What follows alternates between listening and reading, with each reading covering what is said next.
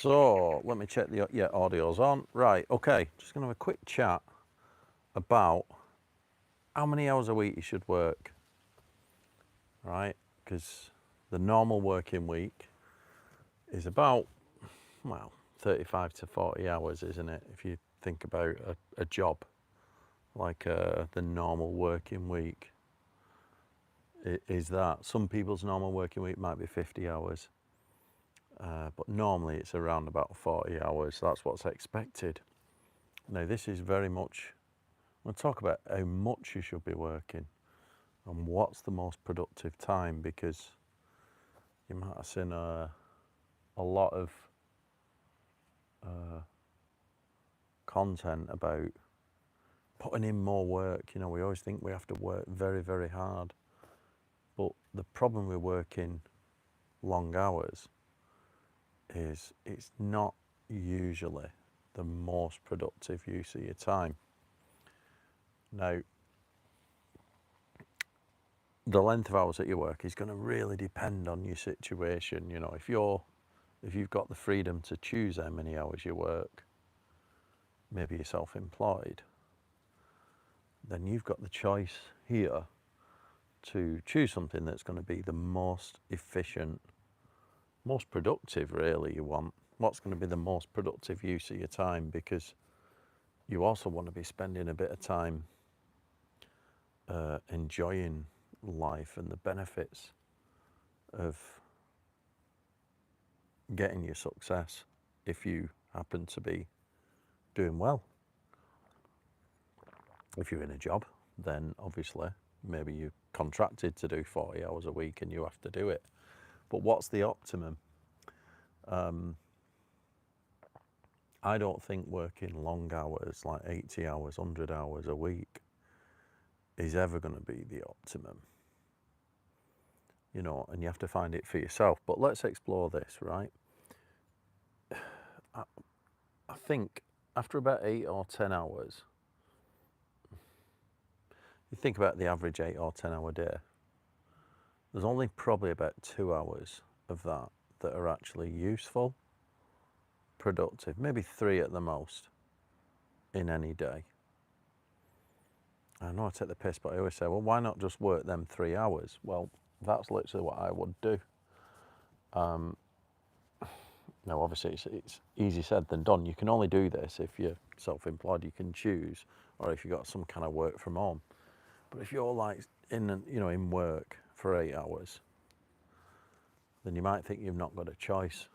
But I think you can still structure your 8 hour day so that 2 or 3 of them are super productive and you're hitting the milestones that you need to hit, and the rest you spend it on like admin. How are you doing? All right, thanks for joining the live. So here's what I would do, right? This is the problem with working long hours, is you end up firefighting and doing all these, like, you find yourself avoiding doing the things that need doing and focusing on unimportant tasks like admin, emails, nonsense basically that's just not getting you any further. So if I was to structure a good working day, it would look like this. I would start with a routine. Like, I like to journal and read in the morning, anywhere from 45 minutes, maybe sometimes even an hour, right? And you might think that's not productive, but it is.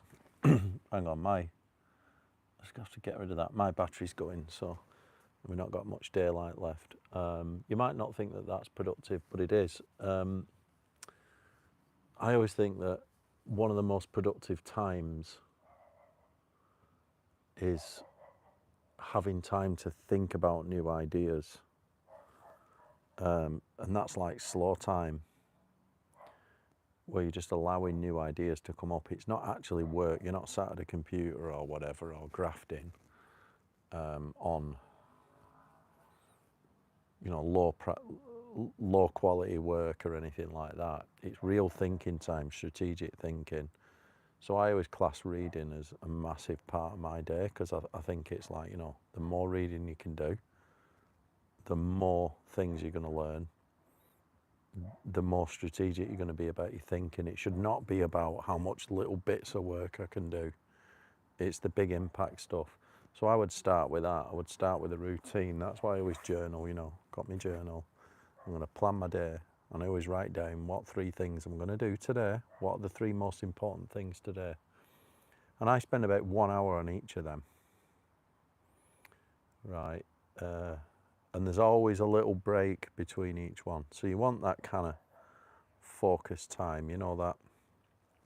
So let's say you spend the morning 1 hour journaling, planning your day, reading, maybe a bit of a meditation, something to prepare your state for the day. Then you enter your first task and you focus on it for an hour solid. 90 minutes if you're feeling energetic, right? These are them kind of deep work blocks. But after that 90 minutes, that light just gone off? It's gone super dark. There you go. After that 90 minutes, you need to stop, because there'll become a point where you're not productive. You'll start getting irritable, and your focus will. Do I have to keep moving to keep that on? Your focus will wane, basically. So just stop at that point and have 15-20 minutes chill down. Again, I have to keep waving here to keep this going. Hello, yeah, because you know it's nearly dark. And then go again for another hour. Right, focus time. And then after that hour or 90 minutes, you'll be done again. Your concentration's done again. Have another 15-20 minute break, and then do a third. And that's all you have to do. You'll achieve more by doing 3 focus blocks of time than you will trying to work an 8-hour day. And then after that's done, what do you do after that? I would do the whole, hang on, let's get this light on. I would do the whole Tim Ferriss low information diet at that point. So you've done your 3 blocks of time. Hopefully you'll do them early morning by about lunchtime. Then go and have a long break. And then after that, you can do all your admin and low, you know, the stuff that doesn't, the low value tasks like emails and stuff like this, all the stuff. Rather than doing them, you know, if you get in work in the morning, first thing you do is fire your computer up and you start looking at emails. It's just going to fucking zap your energy and take 20 minutes out of every hour. You'll be context switching all over. You won't be productive. Don't do any emails first thing. Just do them focus blocks of time with a little break in between to calm yourself down. And that's all you need to do. You don't need to work 8-10 hours crazy. Now, if you work in an office and your boss is watching you and you've got to do 8 hours, just work like that. And then after lunch, you know, do your 3 hours focus time with a little break in between, and then go and get some lunch, then come back and do your emails, and then have a nice easy afternoon doing a bit of admin and tidying up. That's all you have to do. Right, this is getting ridiculous now. The sun's really gone down. And that's it. Yeah, let's have a look at this. The human obsession with purpose is merely a distraction from the absurdity of existence. Yeah, it is, but we need stuff to do. I mean, that is a great comment, to be honest, universe. I don't know, your real name.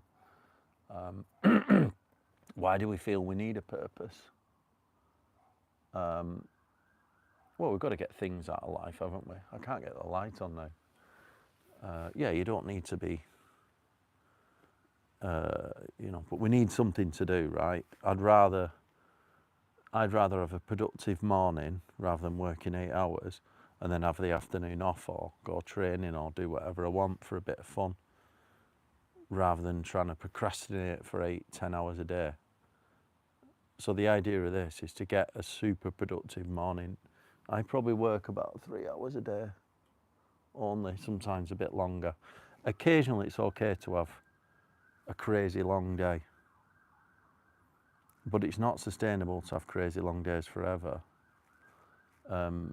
because working like that, you never have any downtime to just think and be calm, and I don't think that's helpful. I think being in that firefighting mode, where you're just working crazy long hours all the time, is the most unproductive you can be. You need to have that downtime. I think this is just going to be intermittent now. so that you can, you know, I always think that for me, the best ideas come when I'm just sat here in my garden, just chilling out. You know, I'm just reading, plucking out ideas from books. The best ideas are not when I've got my head down smashing, you know, they're not the best ideas. And the best ideas are what lead to, you know, the best ideas you set for your life, like whether you're going to create a new business or, you know, do a new hobby or whatever. They don't come when you're super stressed out.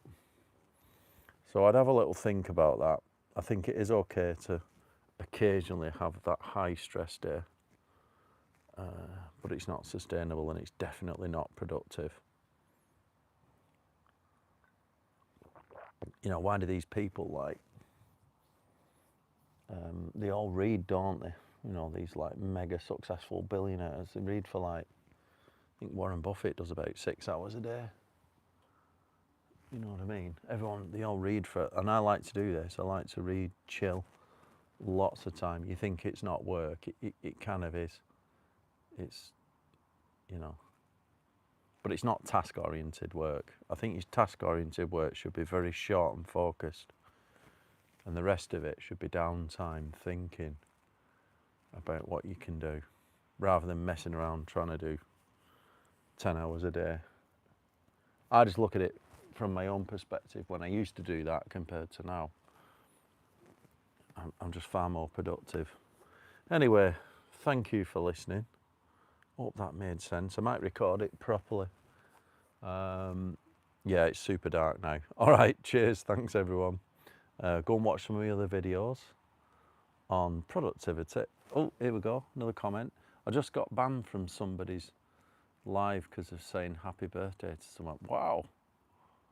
Happy birthday. Well, was it the birthday? I don't know. Right, well, take it easy, everyone. Thanks for listening. See if we can turn this on last time. Yeah.